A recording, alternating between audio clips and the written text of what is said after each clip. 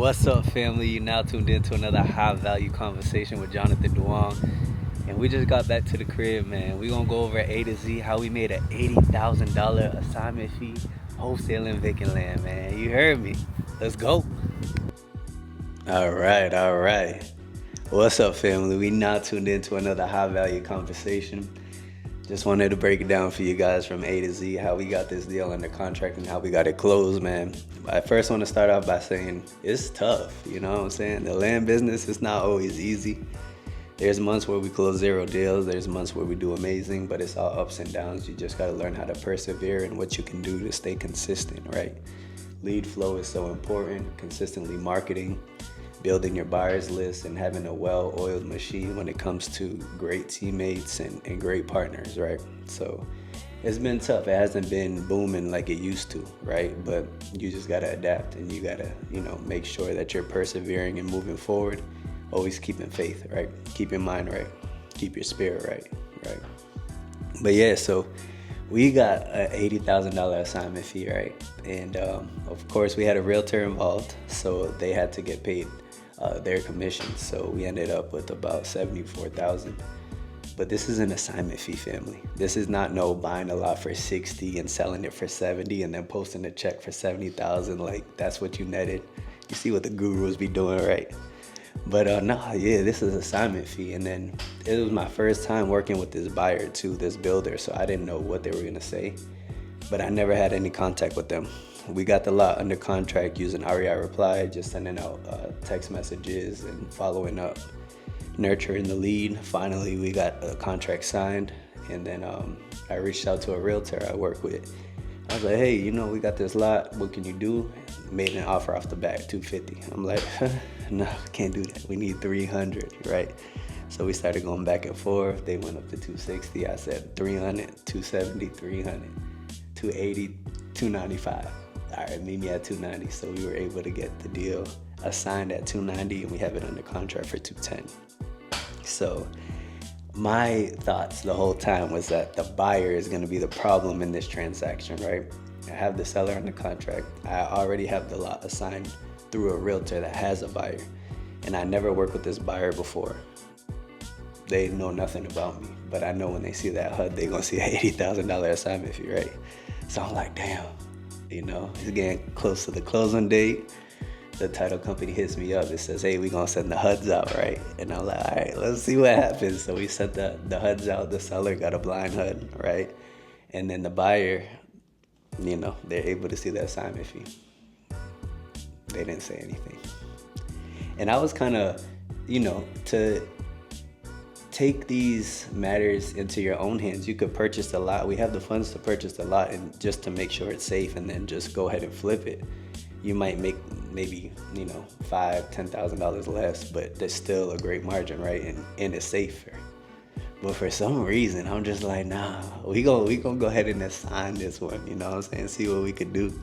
But we went to the closing date. We were able to get it over to the title company. They sent the HUDs out. The buyers signed the documents, signed the closing documents, sent the wire the same day. And I'm like, yo, I'm calling the seller. No response.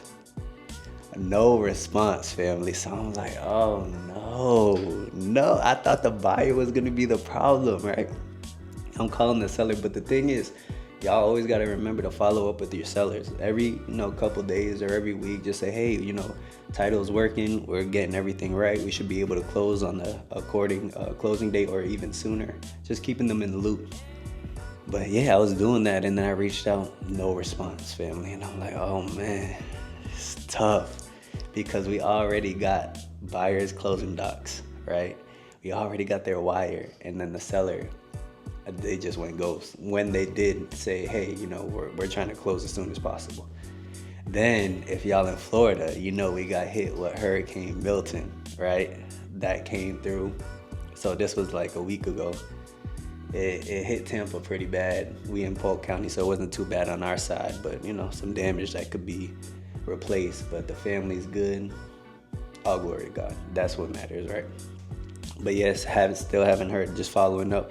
But, genuinely, this seller, we built a relationship. So I'm just like, hey, if you need anything during the storm, let me know how I could be at service. And, she would hit me back once in a while, like, hey, I'm okay, or I have my neighbors coming to help me out. I have some arthritis, so it's hard to sign documents and things like that. So that was going on, but then I didn't hear from her for a couple days. So you know how it is in the business. You start thinking these negative thoughts, like, what if this is going on? What if they're doing this behind my back? Whatever it might be, but those are all negative thoughts that you need to push aside and understand and have faith that whatever's for you is going to be for you, right? So we kept moving forward, and then I finally got a text back from her that said, hey, I'm sorry, I'm kind of going through a lot of stuff right now, but, I'm trying to close. And I was like, all right, cool. So I was like, when did you want to close? Didn't hear from her again. So this is like, we're supposed to have everything closed, and it's been 3 days since we've heard from the seller, heard about it, and then we tried to close the next day, which was Friday. No response. And then I'm like, all right, days going by, kind of stressing a little bit more, but then I'm like, man, I've been in this game too long to let a deal kind of, play with my feelings and emotions. But I'm not gonna lie, I'm like, damn, and it's for the rush. Like, I just want to close it just to close it. It's not even about the money no more, you feel me? Because all glory to God, it's just been a blessing, right? So I get a text back on Saturday from the seller, like, hey, I apologizing again. I'm really trying to get this closed on Monday. So now I'm just communicating with the seller. I was like, let me get all the information for the title company so we can get this done, right? I'm like, did you want to close at your mailing address, your home location? She said, yes. I said, what time? She said 11 a.m. I said, perfect, right? So the title company I work with, New Beginnings Title, best title company. I hit up my man Thomas from New Beginnings Title, and I'm like, this is on the weekend too. I'm like, hey bro, I know this deal been up and down. There's been a lot of problems, but can you please schedule a mobile notary for Monday so we can get this wrapped up? Man, text me, no, it's done. I got you. What's the information? I sent him the information. He got it done. So Monday, I'm like, hopefully I hear from her Monday morning. There's no more flipping and flopping. I'm like, call me on Monday morning, make sure everything's good, and then we can move forward. And she's like, all right, cool. So I text her Monday morning. I got a response. I'm like, perfect. I hit up Thomas. I'm like, hey, is the mobile notary good? He said, yeah, we're good to go. I just spoke to the seller. They got all the documents, and we're good to move forward.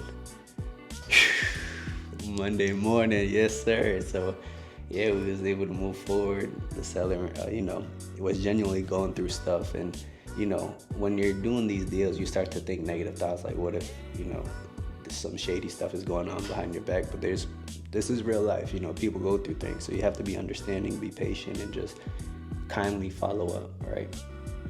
So, she completed the docs. We were able to get everything done. The buyers was cool. They was like, hey, just want to update. I did have to send a couple, just one addendum to the realtor because we were supposed to close like a week before that. So we had to extend the date, the closing date, had the buyer sign the addendum. They was good. They signed it. They were the ones that was reaching out to me like, when we closing. So I was like, oh, we good, right? On the buyer side. But the seller ended up, coming through. Everybody got together. We were able to go ahead and move it smoothly.